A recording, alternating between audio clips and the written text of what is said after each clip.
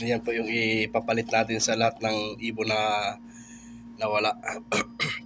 Ito po kasi talaga nakakasamang sama ng loob kasi talagang dinaanan ako ng ng virus.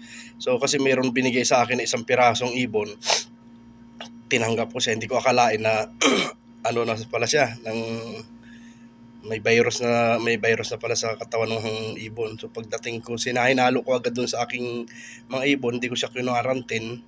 After 3 days, lumabas na lahat. Hinahawaan na siya lahat na halos unti-unti siyang naubos. Hanggang totally talagang walang natira. So ngayon, may nagbigay sa atin. Ayan. So naka-quarantine siya dito ko siya nilagay sa aking kwarto. Nilagay ko sa cage 1 week. 1 week kong lilinisan araw-araw yung kulungan, disinfectant.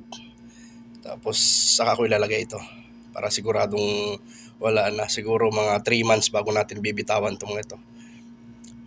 3 months ko siyang nakakulong doon, tapos bago bibitawan para hindi siya mahawaan ng ibang yung mahawaan ng mga kalapating ligaw dito, mga ibong ligaw.